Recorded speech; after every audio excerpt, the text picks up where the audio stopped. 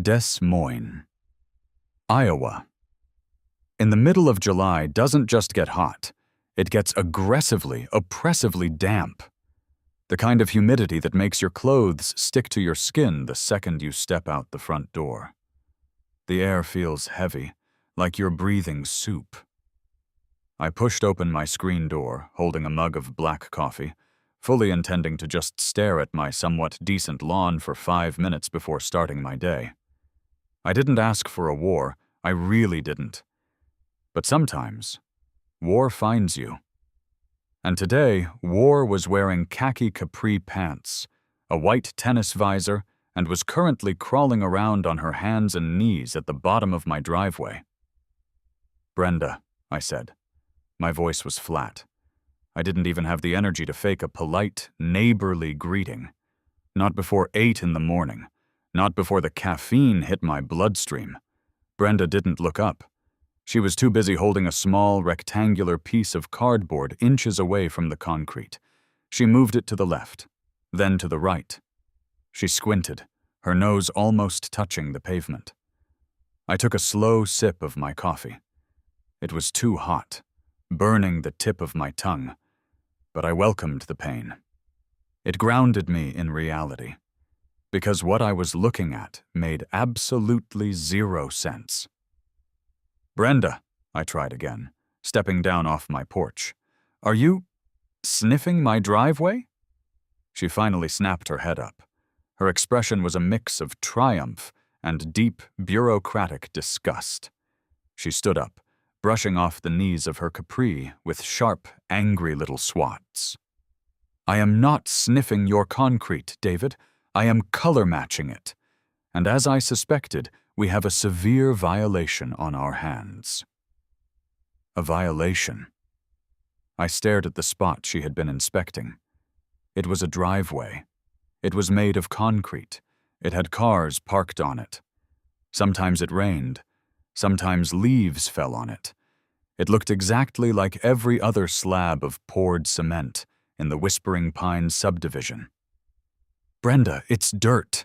It's a microscopic shadow of dirt." She marched up my driveway, closing the distance between us. She thrust the little piece of cardboard into my face. It was a literal Pantone swatch. "This," she declared, tapping a beige square with a perfectly manicured, aggressively pink fingernail, "is ecru smudge, Section 4. Paragraph 9 of the Whispering Pines Covenants, Conditions and Restrictions clearly states that all front-facing hardscaping must remain uniform in color and completely free of organic buildup. Your driveway is currently measuring 3 shades darker than the approved community standard." I blinked. I looked at the swatch. Then I looked at Brenda. "Did you seriously bring a paint sample from a hardware store to compare against tire tracks?" "It is not a paint sample, David. It is the official Whispering Pines tonal baseline matrix."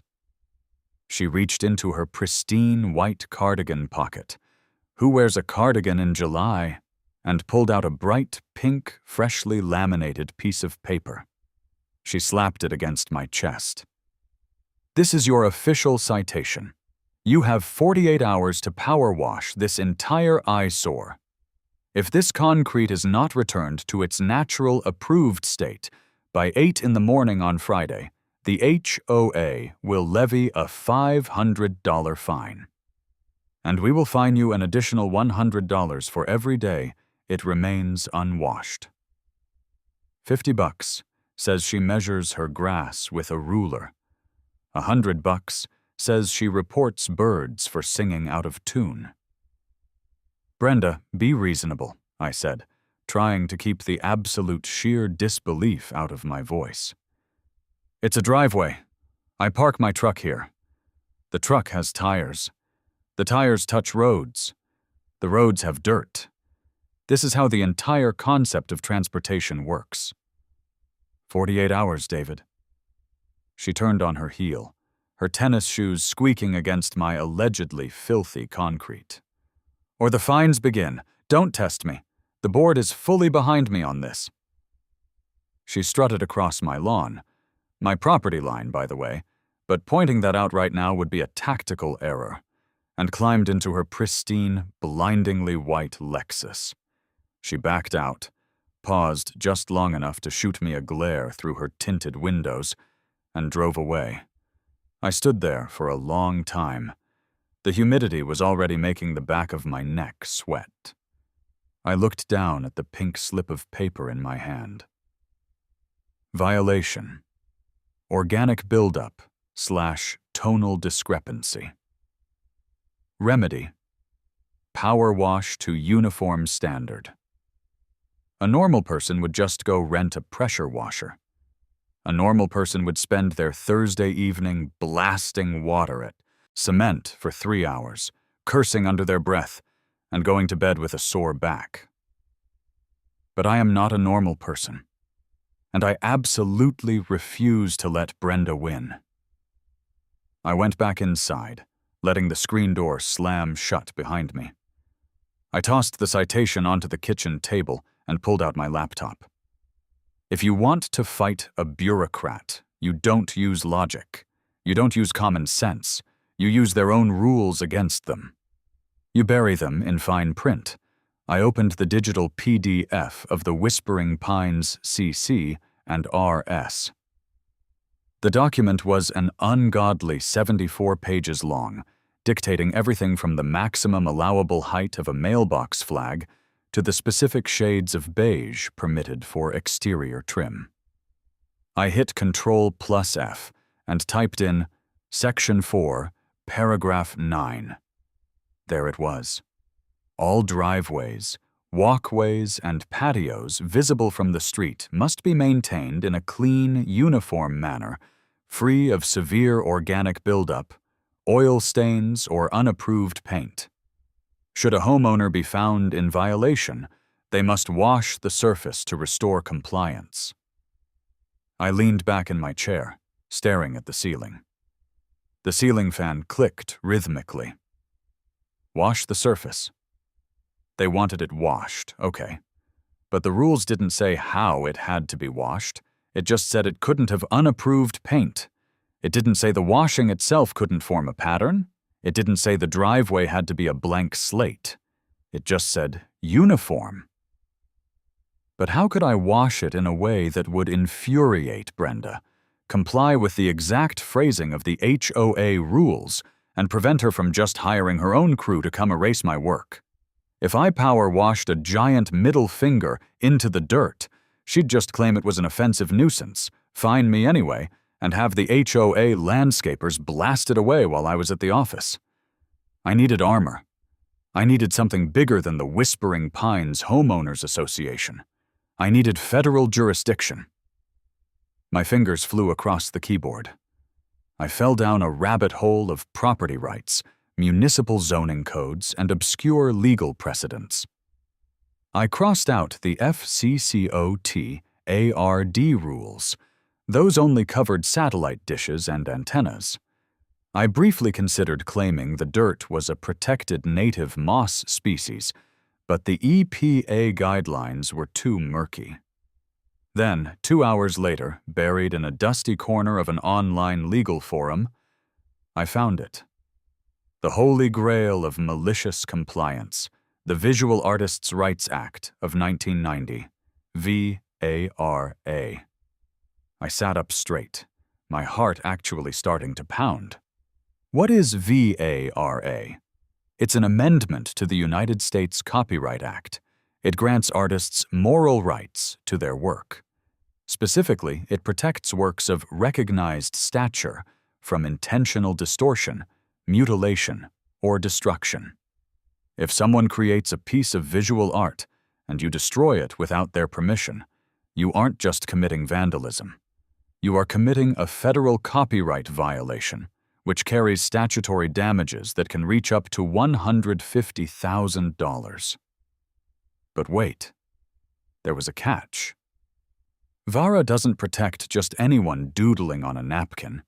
The creator has to be a recognized artist, and the work has to be considered a piece of fine art, like a painting, a sculpture, or an installation.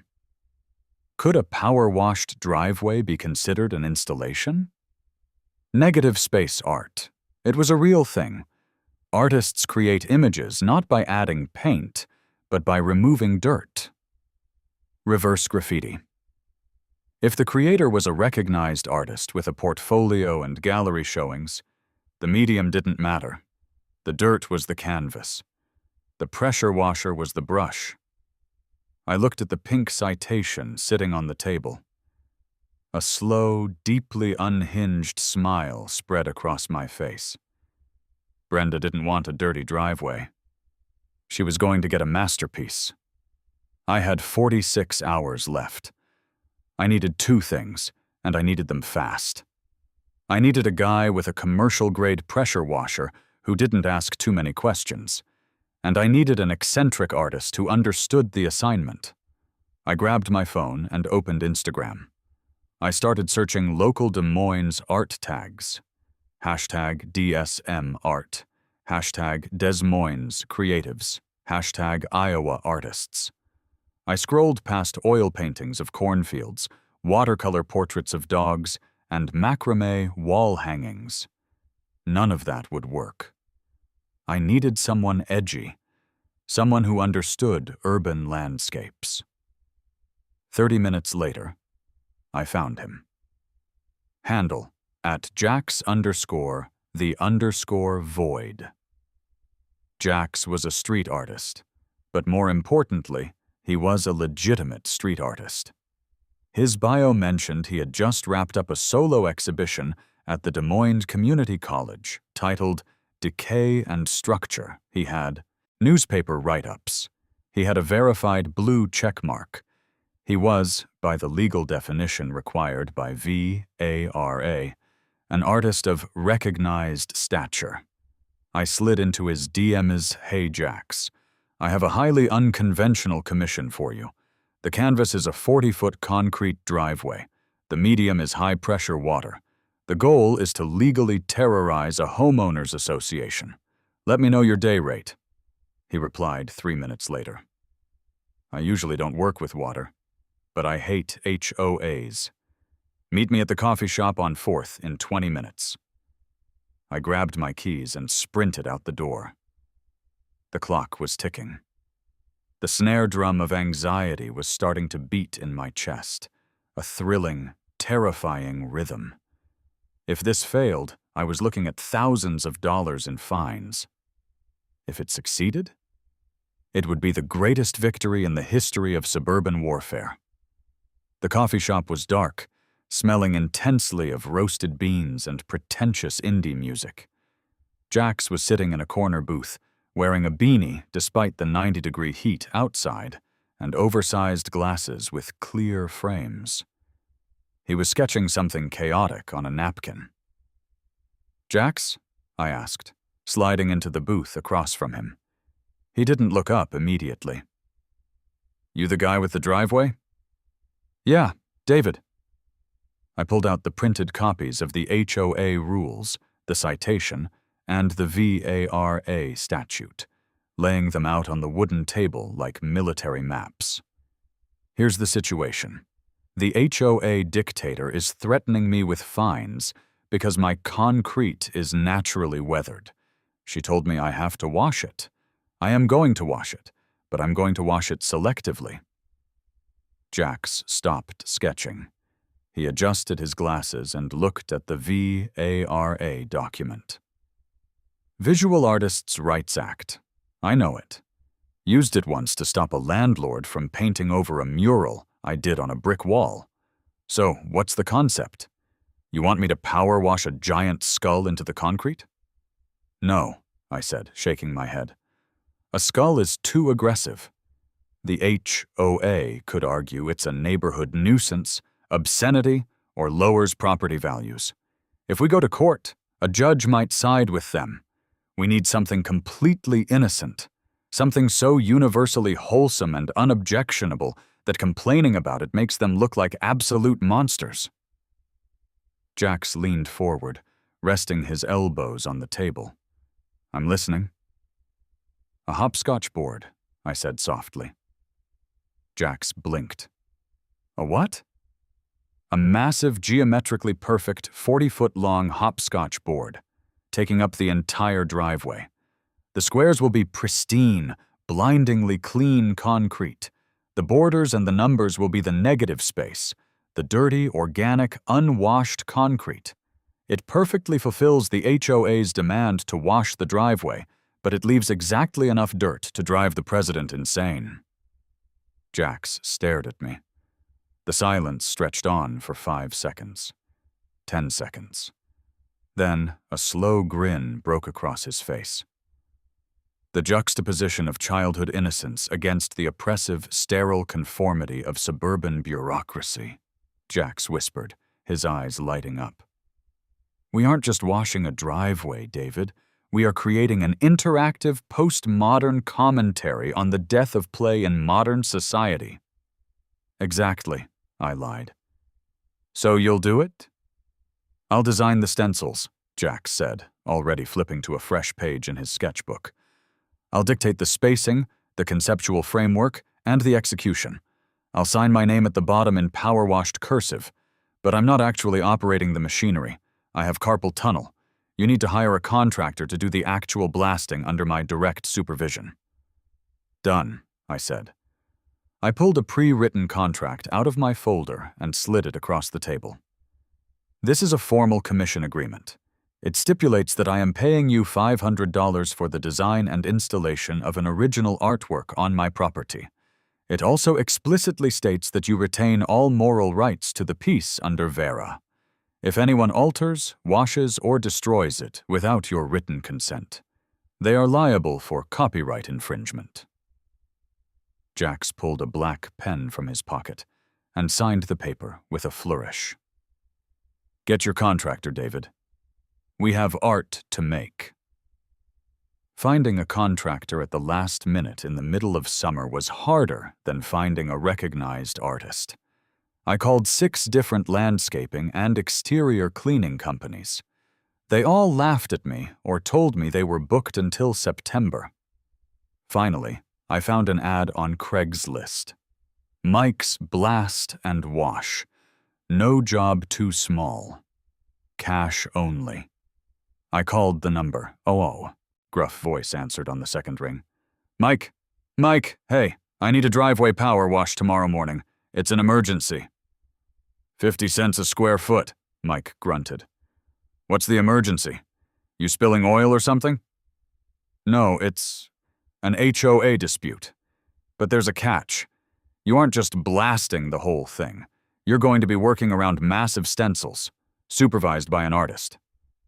The line went dead quiet. Buddy, I blast dirt. I don't do arts and crafts. I'll pay you double your rate, I said, the panic creeping into my voice. We were down to 36 hours. I just need you to point the wand where the artist tells you to point the wand.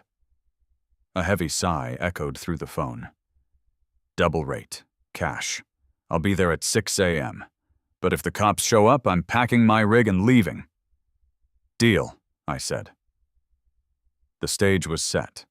The legal trap was armed. Now all we had to do was execute it perfectly. I went to the hardware store and bought 3 giant rolls of heavy-duty industrial vinyl masking, duct tape, and a utility knife. I dropped them off at Jax's studio downtown so he could cut the stencils overnight. I barely slept that night. Every time I closed my eyes, I saw Brenda's face. I saw her Pantone swatch. I saw the ticking clock counting down to Friday morning. I was either about to pull off the most brilliant act of legal revenge in neighborhood history, or I was about to be the laughingstock of Whispering Pines, out $1,000, and still forced to clean my driveway. Thursday morning, 5:45 a.m. The sun wasn't even fully up yet, but the air was already thick and sticky. I stood in my driveway, the dew soaking into my sneakers. A rusted, beat-up white Ford F250 with a massive water tank in the bed rumbled down the street and pulled up to the curb. Mike stepped out. He was a mountain of a man in stained denim shorts and a high-vis yellow t-shirt. He took one look at my house, one look at me, and spat into the grass. A moment later, a sleek, matte black electric scooter whined down the street. Jax arrived, wearing the exact same beanie from yesterday, carrying a massive roll of cut vinyl over his shoulder like a bazooka. Mike stared at Jax. Jax stared at Mike. This was going to be a long morning. Mike slowly uncrossed his massive tree-trunk arms and pointed a calloused finger at Jax. "This the guy?" "This is Jax," I said, rubbing the sleep out of my eyes. "He's the project director." Jax gave a sharp, solemn nod, adjusting his clear-framed glasses. "I'm the visionary. You're the instrument. Together, we are going to challenge the suburban paradigm." Mike stared at him for a solid 5 seconds. The silence was literally deafening, broken only by the distant hum of a neighbor's central air conditioning unit. Finally, Mike turned his head, spat another wad of saliva onto the grass, and looked at me. "Double rate," Mike grunted. "In cash, before I unspool the hoses." "Deal," I said, pulling an envelope out of my pocket and handing it over. Mike thumbed through the bills, nodded, and walked to the back of his truck. He yanked open the tailgate with a metallic screech that echoed down the quiet street, dragging out a massive, terrifyingly heavy-looking piece of machinery. It had a Honda engine, thick braided rubber hoses, and a wand that looked like a military-grade sniper rifle. While Mike was wrestling with the water hookups, Jax unrolled his vinyl masterpiece onto my lawn. It was, honestly, breathtaking. He had spent the entire night cutting out massive, perfectly geometric squares, numbered 1 through 10. But they weren't just simple cutouts. He had meticulously designed the font of the numbers to look like they had been drawn by a giant, slightly shaky piece of chalk, preserving the illusion of a childhood game. "We need a laser level," Jax announced, dropping to his knees on the concrete. "If the geometry is even slightly asymmetrical, it completely undermines the metaphor of societal boundaries restricting the innocence of youth." I mean, I literally didn't care about the metaphor, I just wanted Brenda to have an aneurysm, but I appreciated his commitment. I ran to the garage, grabbed my level, and for the next hour, the three of us engaged in the most absurd ballet this neighborhood had ever seen. Jax would point, measuring angles with his level. I would lay down strips of industrial vinyl tape. Mike would stand there drinking coffee from a dented metal thermos, occasionally shaking his head and muttering to himself. "So, let me get this straight," Mike said, gesturing to the massive vinyl squares now taped to the center of my driveway. "You're paying me my full rate." "Yes," I said, smoothing down a piece of tape on the number 4. "To put down these giant stencils." "Correct, and wash around them, leaving a giant dirty hopscotch board right in the middle of your property." "It's not dirty, Mike," Jax interrupted, not looking up from the edge of the number 7. "It's negative space organic medium. We are weaponizing the natural decay of the environment." Mike looked at me, his face a portrait of blue-collar exhaustion. "I don't care what it is, man. Just don't tell my wife I did this. I have a reputation in this town. I clean things. I don't... whatever this is." By 7:30 a.m., the stencils were fully laid out. They took up the entire driveway, stretching 40 feet from the garage door almost all the way down to the curb. It was a massive runway of vinyl and duct tape. "All right," Mike said, pulling the ripcord on the Honda engine. It sputtered, coughed, and then roared to life with a deafening, mechanical scream. The sheer volume of the thing was incredible. In a neighborhood where people complained about wind chimes, this 3,000 pounds per square inch beast was practically an act of terrorism. I saw curtains twitching in the houses across the street. Mrs. Gable, the elderly woman at number 42, cracked her front door open, peering out in a floral housecoat. The spectacle was drawing an audience. Mike grabbed the heavy metal wand, bracing his feet against the concrete. "Stand back. This thing will take the skin off your foot right to the bone." He squeezed the trigger. A high-pitched hiss cut through the roar of the engine, and a blindingly powerful fan of water struck the driveway. The transformation was instantaneous and mesmerizing. Where the water hit, decades of baked-in dust, tire rubber, and, yes, ecru smudge instantly vanished, revealing bright, stark white concrete underneath. A cloud of fine mist rose into the humid Iowa air, carrying the distinct, earthy smell of wet dust and pulverized dirt. "Keep the edges crisp!" Jax yelled over the engine, waving his arms frantically like an orchestra conductor. "Do not compromise the integrity of the border!" Mike didn't even look at him. He just methodically swept the wand back and forth, a mikosoi, marching down the driveway. He blasted right over the vinyl stencils. The water peeled the dirt away from the negative space, leaving perfect, sharp outlines. It took 45 minutes. By the time Mike released the trigger and hit the kill switch on the engine, the sudden silence was jarring. We stood there, drenched in fine mist, staring at the driveway. It was literally a masterpiece. Jax stepped forward, reverently gripping the edge of the vinyl masking on the number 1 square. "Moment of truth, gentlemen." He ripped the vinyl back. I actually gasped. The contrast was incredible.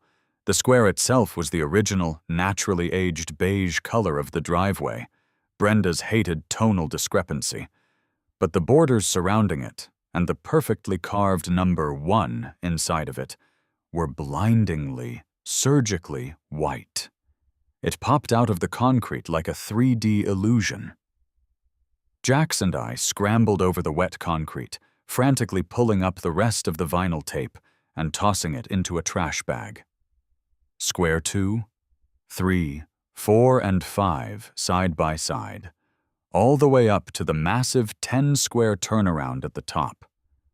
When we stepped back to look at the finished product, I knew, deep in my soul, that we had achieved something legendary. It was a flawless, massive hopscotch board. It complied with the exact letter of the HOA demand. The surface had been washed, but the resulting pattern was an aggressive, unignorable monument to malicious compliance. Mike wiped his forehead with the back of his hand. "Well, I'll be damned. That actually looks pretty cool. Weird, but cool." "It's a triumph," Jax whispered, taking a photo with his phone. "I need to post this to the gallery page right now. The socio-political implications of this texture—" "Quiet," I snapped, raising a hand. I heard it. The low, purring hum of an expensive engine. Rolling slowly around the corner, gliding past the manicured lawns and identical mailboxes of whispering pines, was a pristine white Lexus. Brenda. She was early. She must have heard the pressure washer from 2 streets over and come to inspect her victory. Crossed my arms and stood at the base of the driveway, flanking the giant number 1 square like a sentry. Jax stood to my left, his arms crossed, trying to look intimidating in a beanie. Mike just leaned against his truck, watching the show. The Lexus rolled to a stop right in front of my house. The tinted window slid down with a smooth electronic hum. Brenda was wearing a peach-colored polo shirt today, her hair sprayed into an immovable helmet. She looked smug. She looked victorious. Then, she actually looked at the driveway. Her eyes widened. The smugness vanished, replaced by a look of sheer, unadulterated horror. Her mouth opened, but no sound came out. She stared at the giant number 1. Her eyes tracked up the concrete to the 2, the 3, the perfectly spaced 4 and 5. She threw the Lexus into park, didn't even turn off the engine, and practically kicked her car door open. What is this?" she stammered, her voice trembling with a mixture of rage and confusion. She pointed a shaking finger at the pavement. "David, what did you do?" "Good morning, Brenda," I said, using my most cheerful customer service voice. "Just complying with the citation. As you can see, I hired a professional." I gestured to Mike, who gave a lazy 2-finger salute. "We washed the concrete."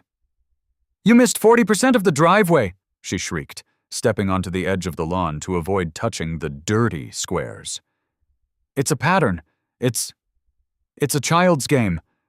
You drew a massive game on your property." "Actually, Brenda," Jax stepped forward, pushing his glasses up his nose. "It is an interactive, postmodern commentary on suburban regression. Notice the juxtaposition of the sterile white borders restricting the organic, natural decay of the inner numerical sequence. It speaks to the confinement of the human spirit."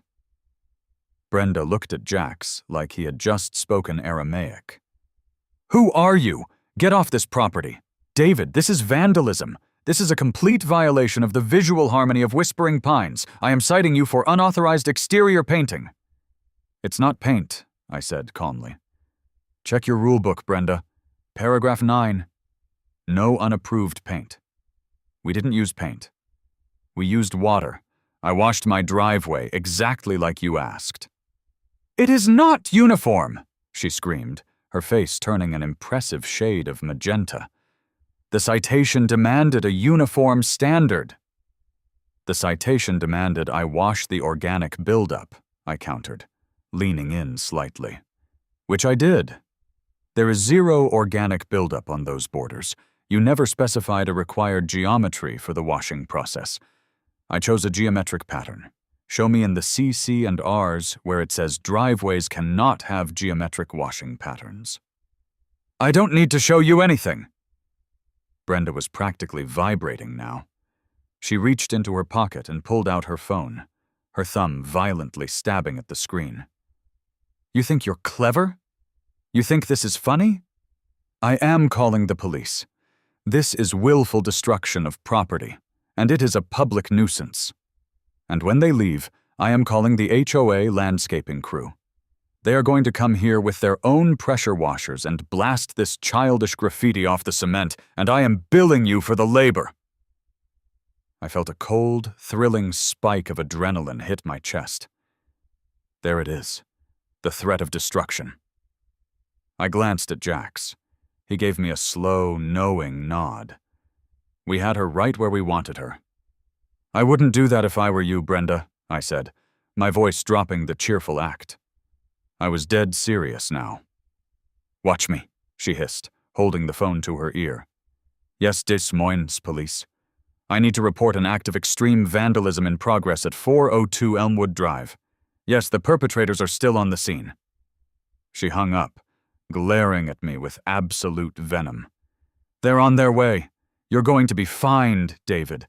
You might even be arrested. And this monstrosity will be gone before noon." I reached into the back pocket of my jeans. I pulled out a folded piece of paper, thick, official, legal stock. I unfolded it slowly, deliberately, making sure she watched my hands. "Brenda," I said, stepping right up to the edge of the property line, stopping inches from her pristine white sneakers. "Before you authorize anyone to touch my driveway, I need to formally serve you with notice." I held out the paper. She didn't take it. She just stared at it like it was radioactive. "What is that?" she snapped. "This," I said, speaking loud, enough for Mrs. Gable across the street to hear, "is a formal declaration of copyright protection under the Federal Visual Artists' Rights Act of 1990, 17 U.S. Code Section 106A. I pointed to Jax, who had assumed a posture of deep, artistic solemnity. "This is Jax. He is a recognized, locally acclaimed artist with verified gallery showings. Yesterday, I legally commissioned him to install a permanent work of fine art on my property. He holds the moral rights to this installation. If you, or the HOA, or anyone you hire, touches this driveway with a pressure washer, you are committing a willful destruction of recognized visual art. Brenda's eyes darted from the paper, to me, to Jack's, and back to the paper. You're making this up. That's dirt. It's dirt on concrete. It is an installation, Jack's corrected sharply. And under federal law, the medium is irrelevant. Only the stature of the artist and the integrity of the work matters. And here's the best part, Brenda, I added, leaning in closer. Under federal copyright law, the statutory damages for intentionally destroying a protected work of art can reach up to $150,000. Not an HOA fine. Federal damages, payable directly by whoever orders the destruction, which, right now, sounds like you.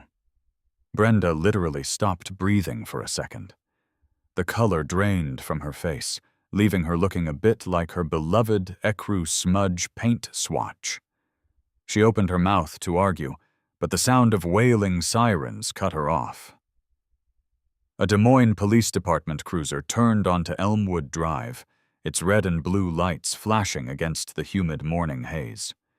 It pulled up aggressively behind Brenda's Lexus, blocking her in.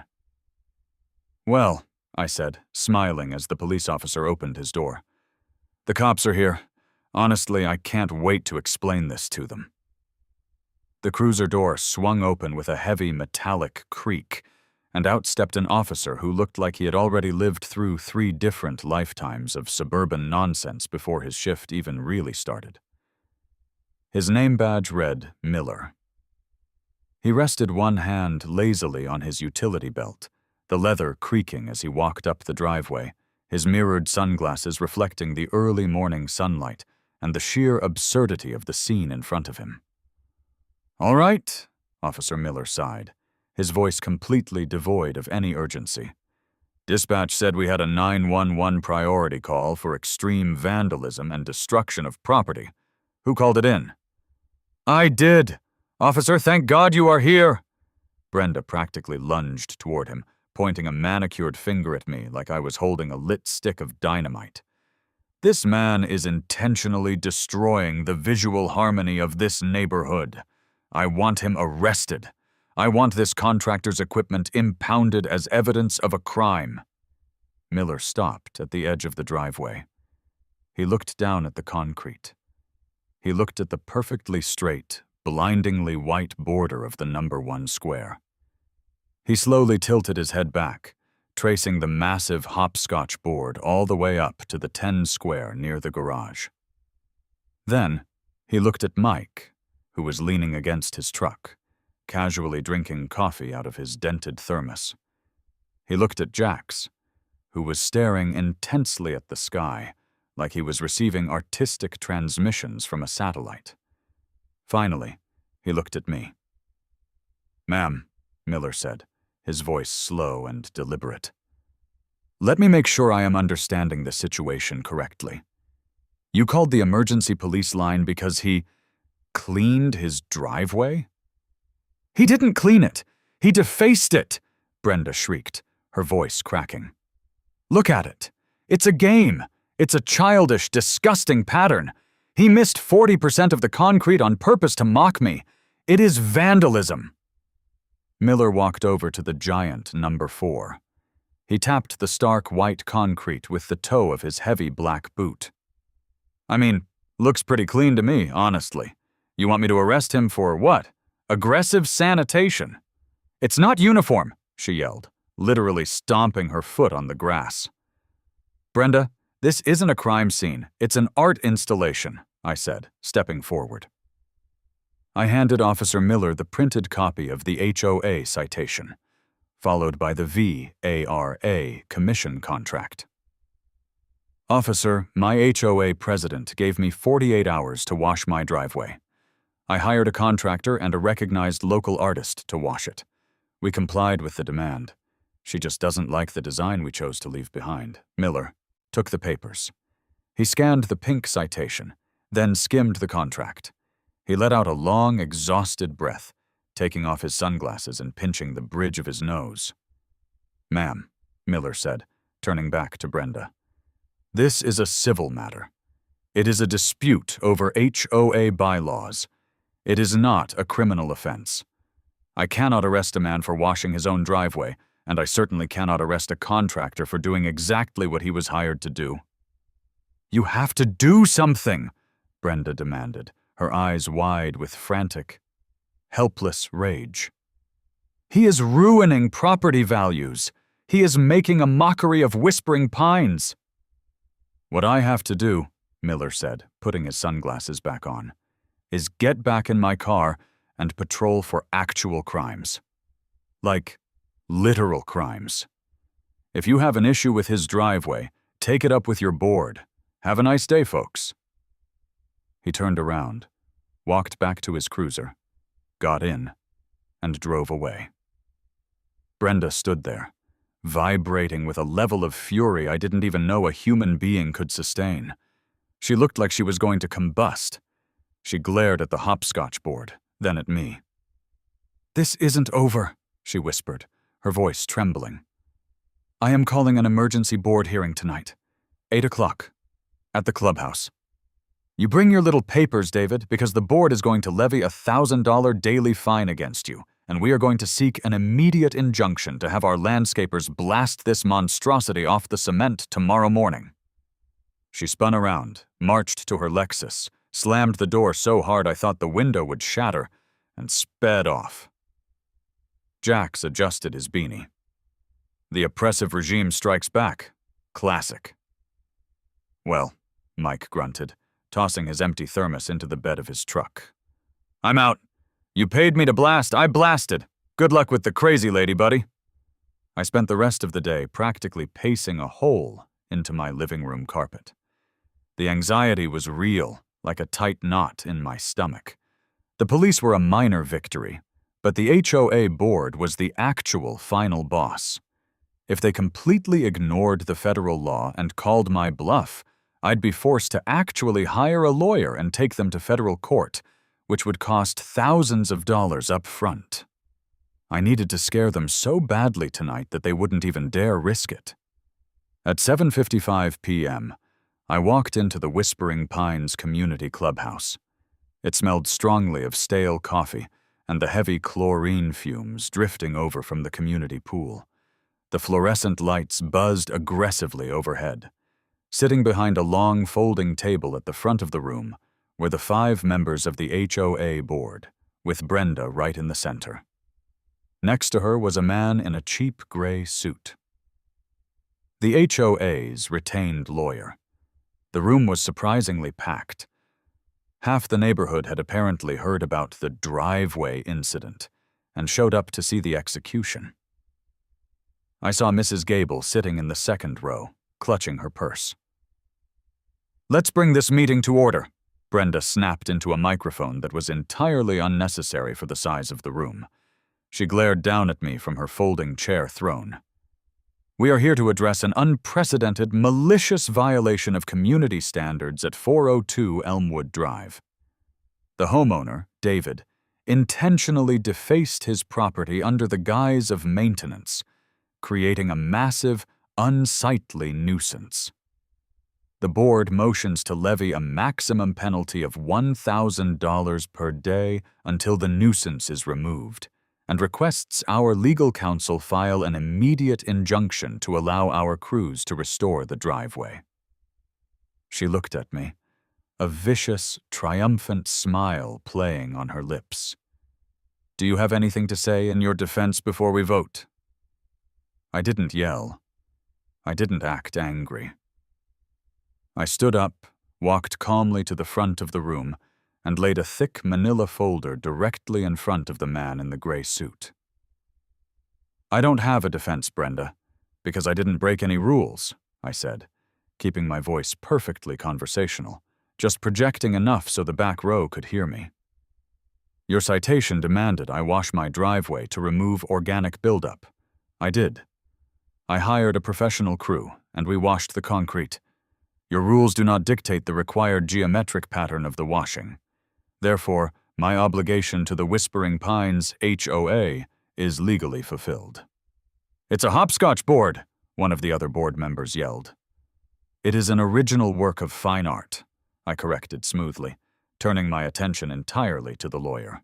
"Counselor, I suggest you open that folder before your client makes a very expensive mistake." The lawyer frowned, flipping open the folder. "Inside," I continued, pacing slightly, "you will find the artistic portfolio, gallery credentials, and verified media coverage for an artist named Jax. You will also find a legally binding commission contract, signed and dated, transferring the surface of my driveway into a designated canvas for a permanent installation. And most importantly, you will find a printed copy of 17 U.S. Code Section 106A, the Visual Artists' Rights Act of 1990. The lawyer's eyes were darting rapidly across the pages. The color in his face started to drain. "For the board's benefit," I said, "VARA is a federal copyright law that protects works of recognized stature from being altered, mutilated, or destroyed without the artist's consent.